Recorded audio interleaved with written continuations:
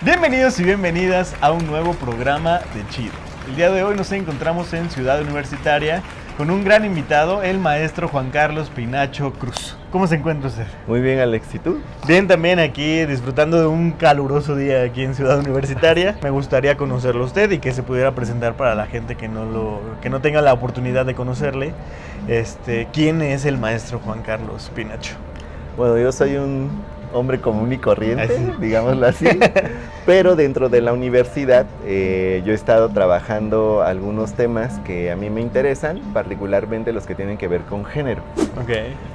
Y dentro de esos temas de género hay otro de mi interés que es cómo se forman las masculinidades en quienes nos asumimos como hombres, ¿no? Ok. Ya sea desde la parte física o biológica o en asuntos de identidad como tal, ¿no?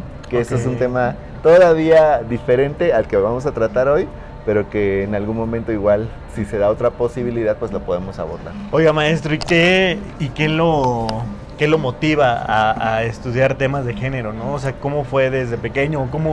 Porque hay un chispazo, yo creo, ¿no? O sea, que hay un momento en el que dicen, no, sí, le voy a apostar a esto, ¿no? O sea, ¿y cuál fue ese momento en el que usted lo descubrió? Personalmente, en una relación hace 10 años yo me descubro un hombre violento, no necesariamente violento físicamente, sino violento emocionalmente.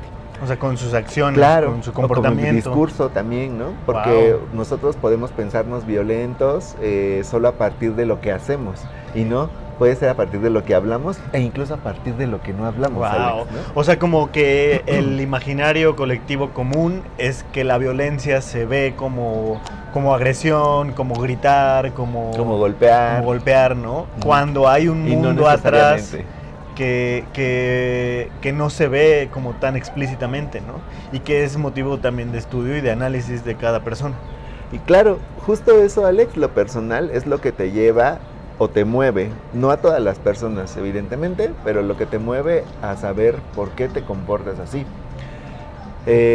A mí esa relación me costó en el sentido de que a partir de identificar estas prácticas violentas yo decidí salirme de esa relación, ¿no? Okay. Porque yo recibía violencia y a mí me pues. violentaban, ¿no? Entonces, bueno, yo pensé, es necesario que emocionalmente yo no me sienta como me siento al recibir violencia, ni tampoco al ejercer violencia. Claro. Entonces, como formación de base en la licenciatura, yo soy psicólogo, pero en el tiempo en que yo me formé como psicólogo, no veíamos el tema de género tan de lleno para la formación académica, ¿no? Wow. Después accedo a un posgrado de maestría en psicología, pero por las particularidades del posgrado tampoco se tocaban esos temas. Y sin embargo yo pensaba, siendo psicólogo y atendiendo a que en algún momento yo tuve procesos psicoterapéuticos como persona, o sea, yo como paciente, pues pensé, esto tiene también que ver con nuestra salud emocional, ¿no? Claro. No podemos vivir en relaciones donde yo agredo a la persona y la persona me agrede, me humilla, le humillo, le golpeo, me golpea y no saber que eso no repercute en nuestra salud emocional. El tema de género se ha encontrado con muchos como obstáculos. Algunos de ellos se pueden superar, otros pareciera que no. O hay mucha resistencia. ¿A qué cree que se deba esa resistencia? De entrada, Alex, tenemos una laguna de desinformación, ¿no? Yo hablaba con un grupo de estudiantes en una clase en ciencias políticas y les decía, ahora ustedes tienen la tendencia de que todo lo que no saben lo consultan en internet. Sí. Pero si anteriormente no teníamos la disposición de verificar qué tan válida era esa referencia, ahora no existe porque hay que consultarlo y satisfacer esa necesidad inmediata, nada más. Sí. Y entonces, ¿qué sucede, Alex? Pues bueno, han surgido una serie de personajes o una serie de personas que se ostentan como influencers, youtubers, generadores de contenido, que si bien puede haber quien domine el tema de lo que está hablando de manera amplia, porque tiene una formación académica, porque está dentro del activismo, entre otras cosas, lo hay también quien no tiene noción de lo que está diciendo, pero al final, al ser reconocido en las redes sociales o en los espacios de internet, por gente que valida sus contenidos, ya se toma como cierto. O hasta incluso alguien que es conocido, reconocido por hacer viajes y que de pronto salga a hablar de temas de género, pues sí va a tener esa validación, sin embargo, pues realmente no es un tema que manejen. Y eso es súper peligroso, porque nosotros estamos incorporando contenidos y aprendizajes que no son cuestionables. Y al no ser cuestionables, pues nos vamos formando una realidad y una forma de ser bajo una perspectiva que está dañando o que está limitando los derechos de otras personas. Ahora, el tema principal es como la construcción de un nuevo modelo de hombre. Uh-huh. ¿Cómo se lleva a cabo eso? Bueno, algo que yo te planteaba cuando me hiciste la invitación es que nosotros, dentro de este imaginario social, pensamos que hay cosas que nunca van a cambiar y que se van a mantener así durante la historia de la humanidad. Sin embargo, esas situaciones, pues de entrada limitan y promueven la resistencia a que podamos probar otras formas de ser, ¿no? Claro. Y yo te decía, y también se lo decía a un compañero de la oficina que me pidió participar en una revista científica de la universidad para hablar de temas de género, pero una población específica que en este caso son adolescentes. Okay. Y bueno, yo pensé, pues es que hay que hablar del tema de género y de cómo nos construimos o desarrollamos o aprendemos a ser hombres, pero desde la infancia, ¿no? Porque, por ejemplo, en la secu, yo no sé si a ti te tocó, pero en la secu todavía había juegos, por lo menos en mi grupo, donde los chicos que eran estudiantes, pues competían para ver quién tenía el pene más grande o más largo, que sí? O en su defecto quién orinaba más lejos, ¿no? Entonces era como un asunto de verificar estos atributos, pero a partir de la competencia. Oye, ¿y no cree que eso es un tema? O sea, porque ese tema ya lo he tocado con muchos amigos de muchos círculos y la mayoría coinciden en eso. O sea, que sí es el punto ahí en la secundaria.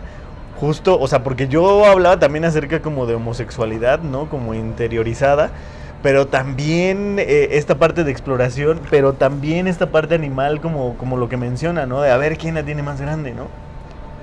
Y la mayoría coinciden en que sí, o sea, que era como el estarse tocando, el estarse como sí, pues como esa parte más primitiva que tenemos, en la que es como de, pues lo que hacen los perritos, ¿no? De aquí yo soy el alfa y aquí yo vengo e impongo mi territorio, ¿no? Que si lo vemos desde otra perspectiva, pues son juegos homoeróticos, ¿no? Sí. Juegos homoeróticos que no nos llevan a concebirnos como hombres homosexuales, pero que de alguna manera tienen ese tipo de prácticas, ¿no? Sí. O tienen ese tipo de comportamientos. Bueno, pero a lo que vamos es, ¿dónde encontramos todo este reforzamiento de cómo ser hombres, Alex? Pues en el contexto familiar, ¿no? Sí. Y no solamente lo encontramos de En nuestras papá. figuras paternas, ni de nuestros abuelos, de nuestros tíos, de nuestros hermanos mayores, de nuestros padres. También lo encontramos, de cierto modo, en lo que nuestras mamás nos dicen. En lo que las abuelas nos dicen. Y eso es justo lo que el propio feminismo y los estudios de género señalan. Hay prácticas sociales que están tan normalizadas en nuestra cotidianidad que incluso forman parte de los lenguajes y de las presiones o exigencias de las propias mujeres y por ende de los hombres, ¿no? Wow. Oiga, pero a ver, o sea, el tema de cómo toca el feminismo o cómo toca el feminismo a las masculinidades, ¿no? O sea, cómo es ese punto de convergencia en el que a lo mejor y nosotros no podemos hablar de feminismo, sin embargo sí pues hay un punto de interés en común, ¿no? Las masculinidades como tal en México comenzaron a estudiarse de manera académica entre los 80s y los 90s, ¿no? Pero obviamente en otros países hubo antecedentes relacionados con el estudio de los hombres y sobre todo también el estudio de cómo repercutía el comportamiento de los hombres en la vida de las mujeres. Wow. Justo por eso es que el feminismo hace esos cuestionamientos y es debido a los cuestionamientos del feminismo y al interés de las mujeres académicas feministas en los espacios académicos que surge el estudio de las masculinidades, Alex, ¿no? Porque nosotros como hombres pues no nos habíamos cuestionado absolutamente nada sobre este tema. ¿Por qué, Alex? Porque parte justamente de vivir una hombría como la que estamos habituados a vivir implica hasta cierto punto, pues privilegio. Claro, el privilegio total. Y en el privilegio, ¿quién va a querer cuestionarse que si esto está bien o esto está mal, ¿no? Pero En el privilegio evidentemente vives bien. ellas no viven en los privilegios, ¿no? O mayoritariamente no viven en los privilegios, y esos ejercicios que nosotros los hombres tenemos en las maneras de ser con ellas y otras poblaciones, pues implican no solamente cuestiones de salud física y salud emocional para ellas, sino implican actos de violencia, de todos los tipos de violencia, en cualquier contexto social, la propia escuela o el propio entorno educativo, y ahora mucho más los medios de comunicación. Es algo que yo fui viendo, o sea, a través de los años, ¿no? Que yo decía, ay, ¿por qué tengo que demostrar, ¿saben? El gimnasio, ¿no? Yo voy al gimnasio para estar, pues, atlético y pueda disfrutar de subir los volcanes, las montañas, ¿no? Pero no por un interés de querer estar musculoso, ¿no? Mamado. Sin embargo, sí sientes la presión en los gimnasios, ¿no? De, pues yo cargo hasta aquí, ¿no? Y no falta que llegue el mamado y le pone hasta acá y te mira así como de, ¿cómo es posible que siendo hombre no puedas cargar esto, no? O incluso el propio entrenador, ¿no? Sí, también. El entrenador te presiona, te exhibe. Yo iba a clases de box, Alex. Y yo, mi interés de las clases de box era poder tener esa agilidad de los boxeadores, no la idea de golpear. Y cuando llegó el momento del famoso sparring, yo veía que los compañeros que iban a la clase de box tomaban el sparring como un momento de descarga, Desfogue. pero eran unos golpes, Alex, que tú decías, oye, aguanta, no estamos en el ring profesional, yo no soy un boxeador profesional y no busco como salir golpeado de una manera en la que no voy a, pues ni siquiera poder defenderme, ¿no? Porque de entrada, pues no tengo todavía esa habilidad para el soltar los golpes y tampoco para poder poner defensa, Claro. ¿no? Pero justo eso pasa, y pasa con los entrenadores, y pasa con los cuates, y aún ahí, Alex, hay estos resquicios de comportamientos homoeróticos. ¿Qué están haciendo los mamados? Cuando están los mamados juntos, viéndose quién tiene más grande Sí, el claro. músculo, a quién le creció más, incluso te dicen, toca, y entonces ahí Sí. se están tocando, y dices, ¿qué nos lleva a estar en ese lugar, no? ¿O qué nos lleva a tener este tipo de comportamientos, no? Pues justamente esta posibilidad de demostrar quién tiene más fortaleza, quién tiene más poder y quién puede tener más jerarquía. Y al final, ese tipo de comportamientos, ¿por qué es que por qué no le brincan a las personas que no se cuestionan este tipo de actividades? Cuando tú mismo lo dijiste a partir del ejemplo que diste de tu infancia en La Margarita, ¿no? Sí. Era una infancia que pudo haberse caracterizado por ser una infancia con ciertas cuestiones de Sí, golpes, golpes. situaciones así, entre los chicos del propio espacio territorial. Y evidentemente tú dices, yo tuve que aguantármelas así, ¿no? ¿Cuáles son los comportamientos que nos regulan a quienes nacimos hombres y crecimos como tal, ¿no? O nos asumimos como tal? Pues inicialmente las emociones, Alex, ¿no? O sea, toda expresión emocional que deje ver o que deje entrever un signo de debilidad en los niños varones es una señal de alarma para poderlo contener y enseñarle a que necesita reprimirla o controlarla, ¿no? Porque no está llevándose a esta figura masculina como fuerte y viril, ¿no? Se está asociando a lo hacia femenino, otro lado, y entonces, ¿no? Eso está hacia mal. la debilidad, hacia la vulnerabilidad que no deben mostrar los hombres. Y entonces, si partimos que esos comportamientos en específico son los que están más regulados, pues eso da pie a pensar, bueno, pues en la edad adulta, ¿de qué vamos a hablar? No vamos a hablar de que estamos tristes, de mis ¿no? sentimientos, ¿no? Vamos a hablar de qué tan potente fue mi patada a la hora del partido de fútbol, ¿no? Claro. O a cuántas chavas me pude tirar una sola noche Claro. de antro, ¿no? Pero yo no voy a hablar de qué tanto que esta me mujer entristece que se estén secando los árboles, o de qué tanto me hace sentir nostálgico que yo ya no pueda ir a visitar la laguna porque ahora está contaminada. De eso no voy a hablar. Wow. Y así se van reprimiendo. Entonces yo creo que pues una buena invitación es esa, ¿no? Como ir pues sí abriéndonos a compartir más emociones a más acciones que lleven a esa figura, ¿no? O sea, porque yo lo veo y hasta lo siento aquí de ladito, ¿no? Como siento esta figura como lo menciona, ¿no? El hombre con el sombrero y el bigote y portando este traje de charro, ¿no? Ahora, un punto importante, Alex, es que estudiar las masculinidades como categoría de estudio desde lo académico, pues es reciente. Estamos hablando que a lo mucho son 35 años los que han pasado. Wow. Y obviamente en nuestro país, pues es todavía menos tiempo. incipiente, ¿no? Pero, ¿qué pasa, Alex? Socialmente vamos contracorriente, ¿no? Quienes tenemos este interés de construir una manera diferente de ser hombre. Tú no me dejarás mentir porque al final tú como diseñador y también como participante o colaborador dentro del área de comunicación, pues te das cuenta cómo se mueven las redes sociales. ¿Cuántas veces, Alex, de manera tú personal y también a través de redes sociales, has observado las famosas fiestas de revelación del sexo? Muchísimo.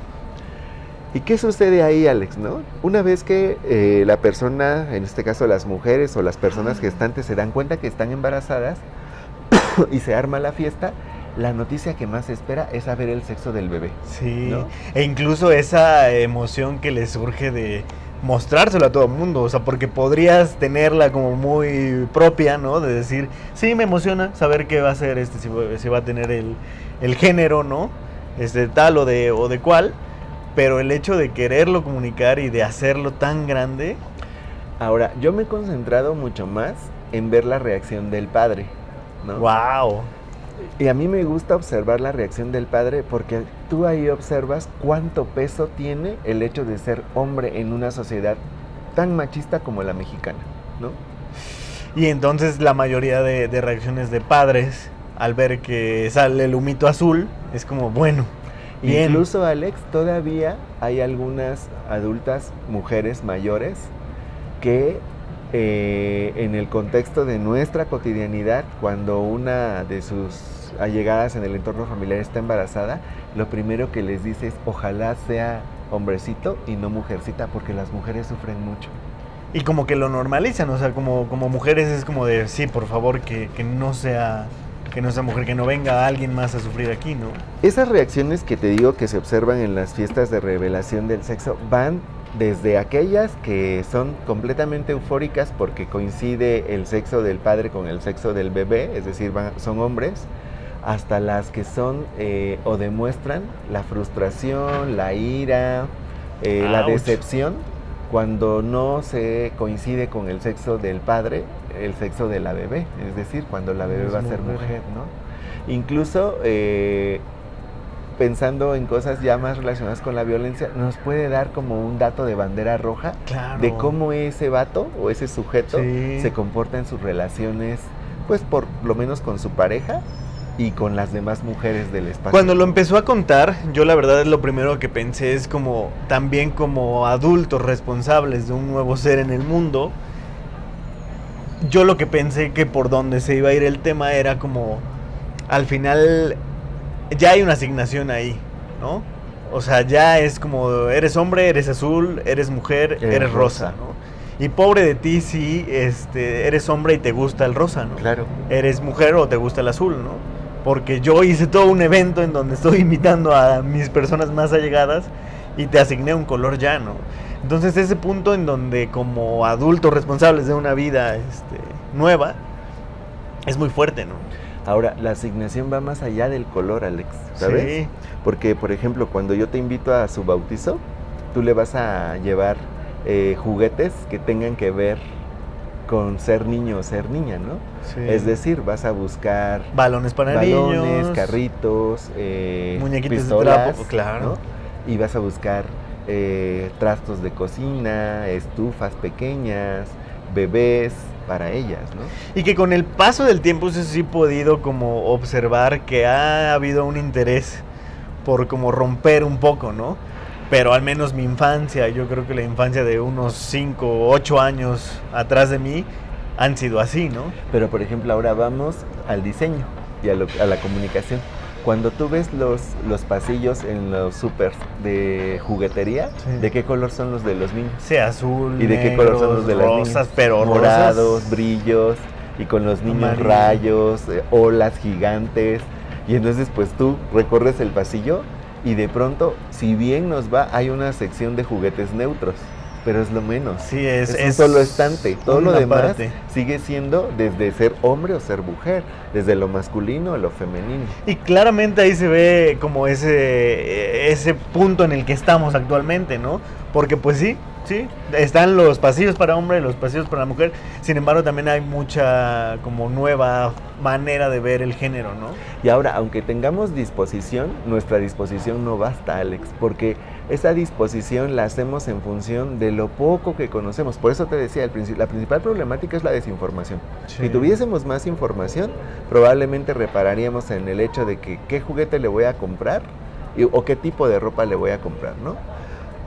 Pasemos ahora del por qué se mantiene esto a lo largo de nuestra vida. Ya la familia ya se hizo cargo de cómo moldearnos como hombres o mujeres. Nos elige un nombre de hombre, un nombre de mujer, nos elige la ropa, nos eligen los juguetes, nos eligen los colores y piensan hasta en lo que vamos a estudiar como mujeres o como hombres, ¿no? Ahora, ¿quién se encarga de seguir reforzando ese tipo de ideas? La escuela. Y en la primaria y la secundaria es donde las diferencias son todavía más evidentes entre niñas y niños. Caso concreto, ¿qué fue la polémica, Alex, de hace algunos años? Porque una niña quería usar pantalón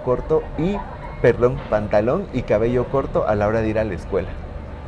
Tú recordarás en la primaria o en la secundaria, ¿qué hacíamos los chicos cuando las chavas iban bajando las escaleras y llevaban falda? Sí, voltear a ver. ¿Qué queríamos ver, no? Sí. No necesariamente el color de su ropa interior, ¿no? Sí. Queríamos ver lo que se pudiera ver, Sí. o morbosear lo que pudiéramos morbosear. Sí. ¿Qué sucede, por ejemplo, Alex, si tú alguna vez te ha dado curiosidad de ir a una primaria cuando están en el recreo o en la hora de educación física? El espacio público Es también ocupado. tiene diferencias en relación a si eres hombre o eres mujer. Está pensado para eso, ¿no? El patio, que en teoría es un patio donde jugamos todas y todos, se convierte en una cancha. Y hay de ti, niña, o en su defecto niño, que no juegues fútbol y en el partido de fútbol, Te aunque pongas no al sea medio. oficial, te pongas al medio. Porque no va a faltar el chico que esté jugando fútbol que te va a dar un balonazo o que va a ir corriendo y te va a empujar o te va a tirar, o por cuestiones de que tú estabas ubicada o ubicado ahí, pues no entró el balón en la portería. Uy, no. Y eso desata una serie de agresiones hacia esa mujer Sí. o hacia ese niño que no juega, ¿no? Pero imagínense, esa violencia es ejercida desde justo la primaria, ¿no? O sea, los primeros años de formación que tenemos y ese ocupar el territorio, ¿no? De manera como violenta, porque digo, ya había escuchado como el ejemplo, sin embargo no había dimensionado el grado de violencia que se ejerce, ¿no? Contra...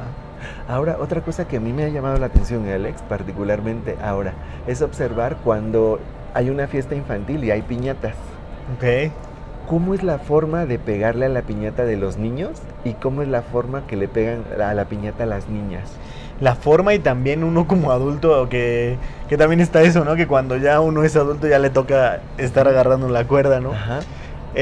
También está esta como condescendencia que se tiene hacia Las una niñas. niña, ¿no? Que es como, ay, bájasela Ajá. porque es niña, Niña. y le tiene que pegar abajito, ¿no? Y el niño es como, Súbela porque, súbela le va, porque porque le va a el primero pegar que con le va a todo, dar, ¿no? le va a dar con todo, ¿no? Es Guau. eso, ¿no? Son esos los comportamientos que nosotros vamos asignándoles a las personas según su sexo y según lo que el género nos determina o nos designa para eso. Y Pero- otro ejemplo más, el profesor de educación física. Una vez tuve la posibilidad de estar en el patio de una primaria de Agua Santa. Ok. Y bueno, llegamos para observar justamente en esta organización de la sociedad civil donde yo trabajaba, para observar algunas dinámicas respecto del uso de los espacios públicos. Bueno, Alex, cuando llegó la clase de educación física, baja el profe, trae un costal con balones de fútbol que, si bien no eran profesionales, pero eran balones de fútbol en forma, y trae un costal de pelotas ponchadas. ¿A quién crees que le dio las pelotas Ay, ponchadas? no, a las niñas. A las niñas. Y a los niños los balones de fútbol. ¿Y a quién crees que colocó para jugar o para hacer la práctica de educación física en la cancha? A los niños. Y a las niñas les pidió que se fueran alrededor de la cancha o en las zonas jardinadas de la cancha, ¿no? Ahí estamos también, desde la parte educativa, reforzando esas diferencias y enfatizando que quienes tendrían mayores posibilidades de un desarrollo en temas de liderazgo, en temas de competitividad, en temas de protagonismo, somos los varones. Y escudándonos, porque también yo lo he dicho en temas biológicos, ¿no? Escudando, a lo mejor no faltará el maestro de educación física que diga, no, pues es que hago esto pues porque los niños tienen más fuerza y le pegan más fuerte el balón, ¿no? Pero al final es un escudo, ¿no? Que hacemos como para no ponernos a cuestionar las acciones que estamos realizando, porque realmente pues fuerza todos tenemos, ¿no? Y al final eso termina reforzando también la idea de que pues sí, los hombres tienen más fuerza, las mujeres no tienen tanta fuerza y por eso van a las orillas, ¿no? Y aparte refuerza esta parte de que nosotros somos protectores o cuidadores de ellas, ¿no? Un punto más y pasamos ya a la parte final de esto. Sí. En la transición entre el quinto, sexto, primero y segundo quinto y sexto de primaria, primero y segundo de secundaria, los niños y las niñas comienzan a tener algunos elementos asociados al amor, ¿no? A las maneras de relacionarse, al sentirse enamorados, enamoradas y esto, ¿no? Entonces, ¿qué se espera de un niño? Pues que conquiste a las niñas, ¿no? Y a la niña que le gusta. ¿Y cómo la va a conquistar? Por eso es que de pronto, últimamente se escucha, deja de decirle a los niños y a las niñas que tienen novio o novia, porque todavía no hay una noción completa de qué implica un noviazgo y de qué podría ser el amor. O no hay un aprendizaje exacto de lo que necesitaría aprender para poder utilizar esos términos en particular, ¿no? Pero ¿qué sucede? Bueno, pues en la primaria empiezas a tener o a localizar a quien te gusta y empiezas quizá a regalarle alguna cosita, en la secundaria mucho más, ¿no?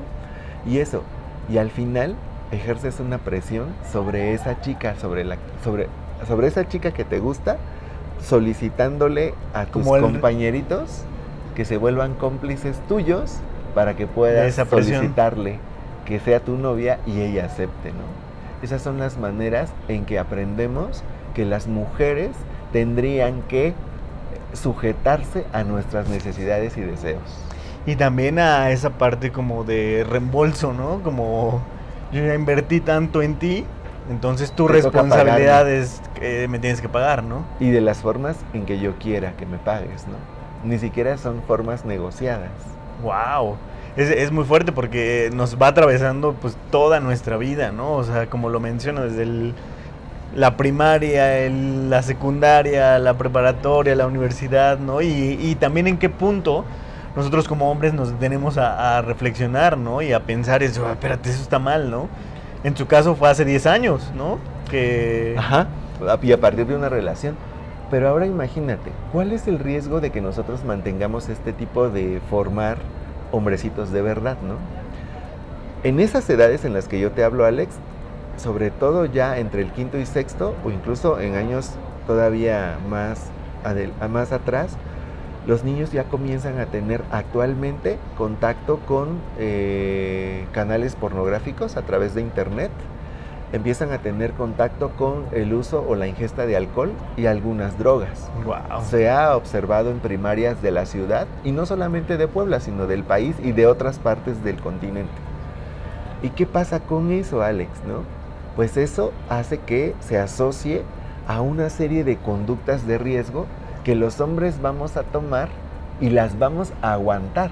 Porque algo que nos han enseñado a nosotros es a aguantarnos, ¿no? Aguantar el picante, aguantar el dolor. Que te tomaste 4 cervezas y como que ya te emborrachaste con 4, ¿no? Aguantar 5, que el vato 6. me dio unas patadas que me abrieron parte un pechazo, o lo que sea, ¿no? Pero aguantar, ¿no? Y entonces imagínate, Alex, lo que eso conlleva. Parte de las estadísticas para adultos en México, entre las principales causas de muerte que hay en el país, para los varones en específico, son los homicidios y los accidentes. Ahí tiene que ver el género, Alex. ¡Wow! ¿Cómo resolvemos los conflictos mayoritariamente los varones? Sí, o sea, ya no puedo más y no le voy a ir a contar a nadie porque me van a decir que chillón, pues mejor me cuelgo, ¿no? O una manera más, como viril de morir es en el automóvil, le piso y igual nadie sabe que yo iba sufriendo, ¿no? Ahí, por ejemplo, hay otra connotación desde la salud emocional, ¿no?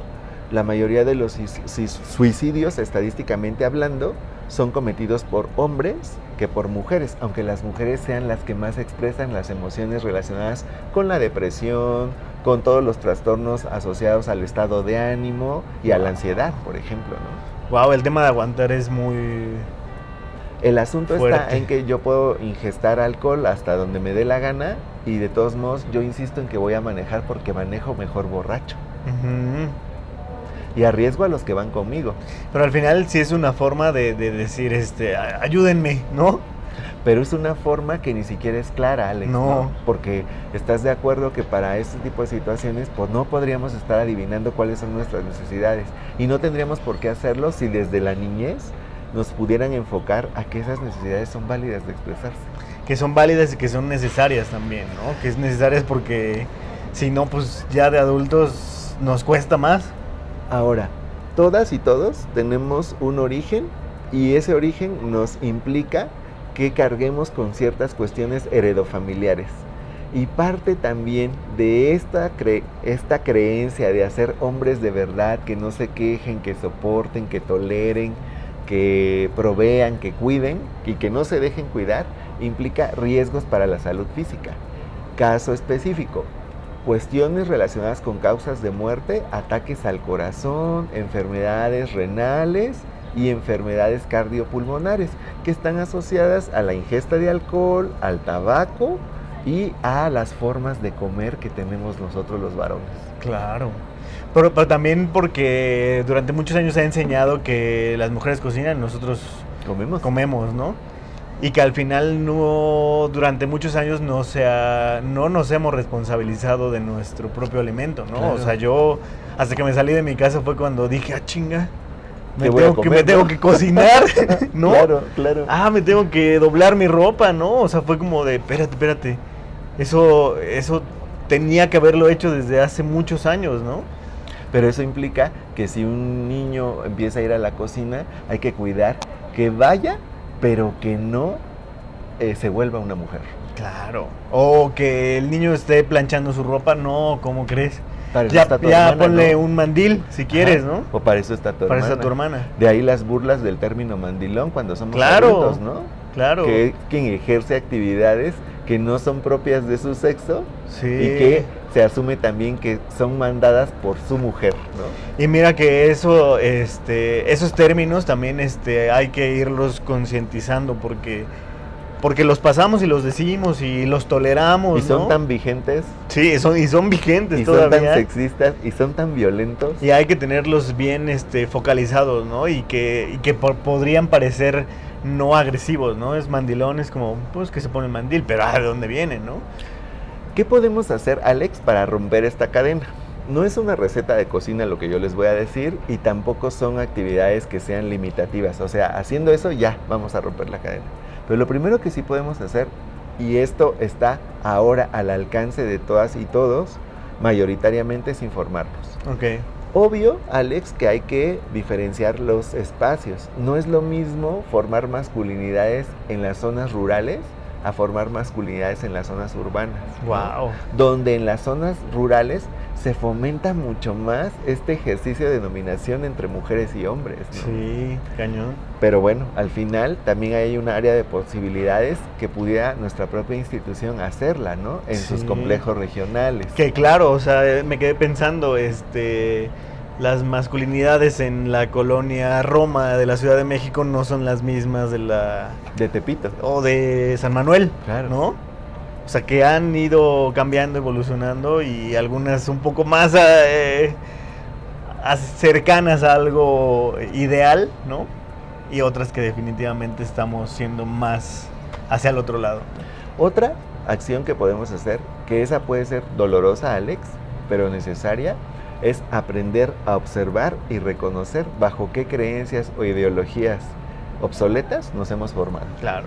Porque una vez que nosotros y nosotras reconocemos que hay elementos que venimos heredando de generación en generación y que más que mantenernos en un bienestar personal y colectivo, nos han mantenido, entre comillas, en una supuesta relación funcional o de orden pero que nos implica sacrificios, nos implica violencias, nos implica muchas cosas, pues bueno, ¿qué hacemos con eso y cómo lo rompemos? Claro. ¿No? Perfecto, maestro, pues ahí estuvo un programa más de Chido.